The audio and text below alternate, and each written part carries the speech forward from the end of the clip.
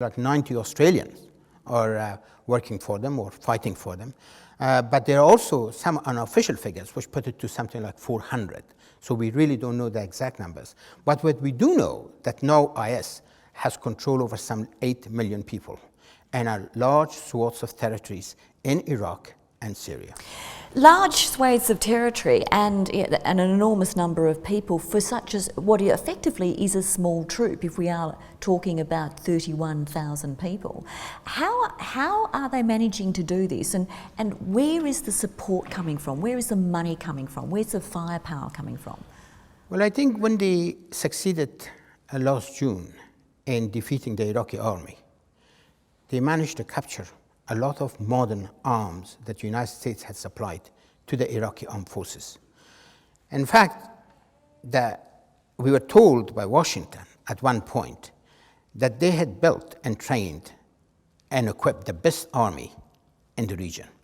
But obviously that did not turn out to be the case. So a lot of their arms, a lot of the arms that they are using, the IS using, really have been the ones they have been captured.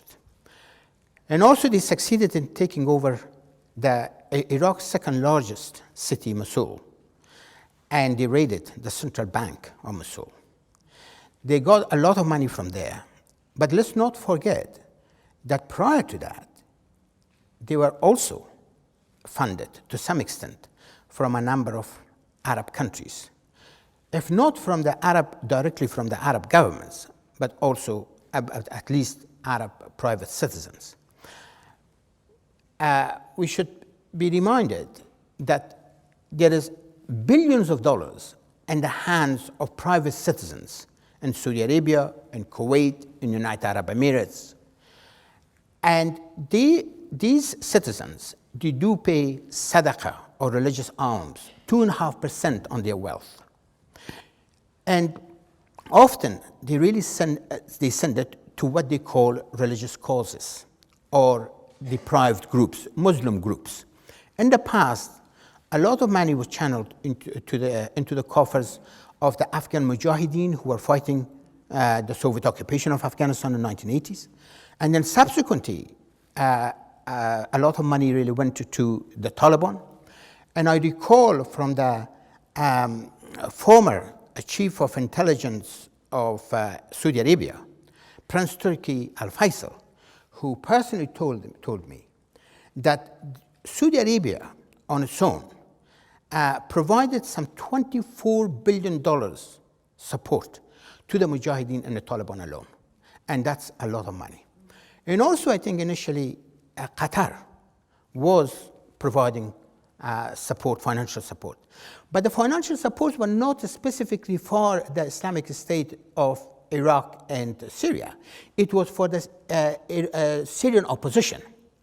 But because the Syrian opposition was so divided, and because they were all it was dominated by a number of extremist groups, and the moderates really could not get their act together, so part of the funding which was channeled to them also went to these extremist groups. So in whose interest is it for IS to continue to grow in strength? Well, at the moment, publicly speaking, it's in the interest of nobody.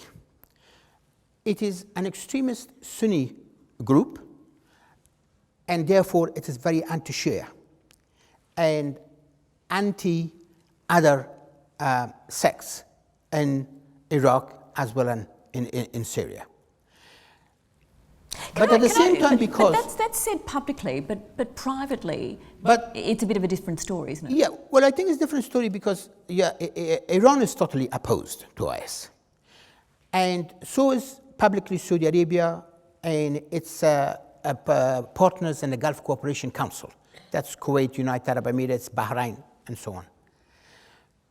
But let's not forget that one of the reasons that IS was able to establish a strong niche in Iraq was because it found sympathy or support among the Sunni population of Iraq, who form about 20% of the population of the country, and they had been terribly marginalized and ostracized under the Shia-dominated government of al-Maliki. So the grievances that the Iraqi Sunni had brought in not only a force like IS to gain support, or the Islamic State of Iraq and Syria to gain support, but also Saudi Arabia, which claims the championship or the leadership of the Sunni Muslim world, was sympathetic, very sympathetic to the Sunni population of Iraq. And in some ways, the Saudis were involved in a proxy conflict with the Iranians, because of course we know that also a majority of the population of Iraq is made up of Shias. And they do have strong sectarian links with the Islamic Republic of Iran. But my point at the moment, is, the point that I wanted to make is that while Saudi Arabia and some of its partners and the Gulf Cooperation Council are publicly opposed to IS, at the same time, they do remain concerned about the plight of the Sunni segments of the Iraqi population. And if IS is a force which can help them and or defend their rights in one form or another, one should not rule out the possibility of Saudi Arabia and some of its allies seeing the rolling back of IS, but not its destruction altogether, as a possibly anti-Iranian force. Which, therefore, would suggest that IS in one form or another is going to be with us for a long time. I think it's going to be there for as long as the current conditions exist. It is the conditions of what I call authoritarianism across the region. The reasons on which they draw in order to justify or expand the circle of their recruitment and justify their extremist actions range not only from the prevalence of authoritarian regimes across the region, but also to Israeli occupation of Jerusalem, the Palestinian lands, United States unqualified support of the State of Israel, and of course the United States support of various authoritarian regimes in the region. And of course, since the reversal of the so-called Arab Spring and the support that the United States has provided to the developments in Egypt, and also to what is now sort of become very much well known as the counter-revolution that is taking place across the Arab world. Let me ask you this. From what you say, I'm understanding or hearing that you don't think that the US, the United States, really has a place in fighting IS. Well, President Obama has gone into this air campaign against IS very reluctantly. I mean, we do recall that, he came under a lot of pressure. Yeah, reluctantly, but now doing it with great vigour and well, bravado. No, he's doing it with great vigour, but is still extremely reluctant to send ground troops, just simply because he doesn't want to get involved in another ground war, which could result in the return of too many body bags to the United States. Absolutely, but when he says things publicly such as that they will be eliminated and denigrated, I mean, I'm sure military experts would have to assume that somewhere along the line that's going to involve ground troops. I think this is what the military experts have said, that eventually this war would have to be really won on the grounds, and it's not going to be won from the air. And I think probably President Obama is very much aware of that. But at the same time, there is this thinking in Washington that over a period of time, that's why President Obama said that this is going to be a war or a conflict which is not going to be finished in weeks or months, but possibly years. Do you think it is correct that the US take the lead on this, the US and its allies? My personal position from the very beginning has been that while the origins of the conflicts really go back to to the 2003 invasion, and perhaps some people might even go further back, and under the personalized state that Saddam Hussein had created. That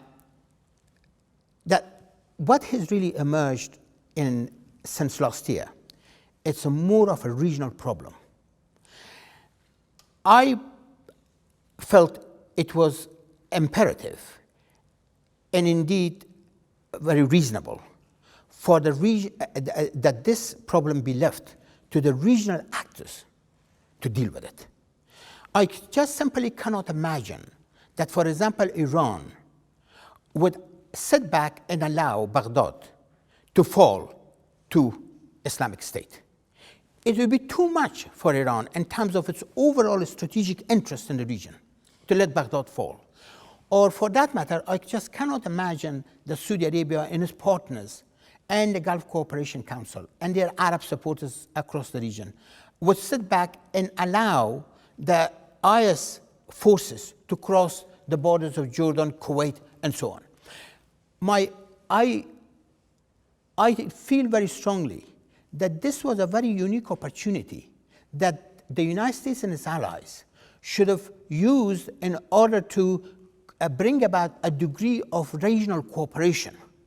In fact, the IS could have been used as an incentive to bring about regional cooperation, because ultimately, if IS is an enemy, a common enemy to all the regional states, then they had to act in some ways collectively in order to defend themselves against this menace which has really emerged. The difficulty there, though, there are a number of difficulties I can see, but one being that assuming that all the players in the region would act, but as you've just said a moment ago, for some of them there is an interest in an IS of some nature or form still existing.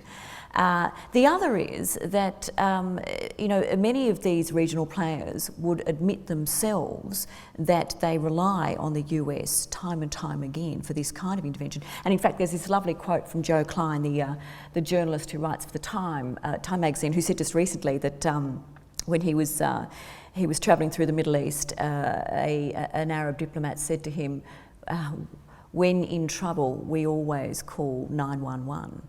In other words, we call on our American friends. Now, isn't that what we're seeing here, that reliance? And also your theory then that if the region was left to its own devices, it would have taken action, also assumes that the region, the various actors would have worked together, and there's no evidence that would occur. Well, I mean, there is no question that once the United States and its allies took the lead, then there was less pressure on the regional actors to act.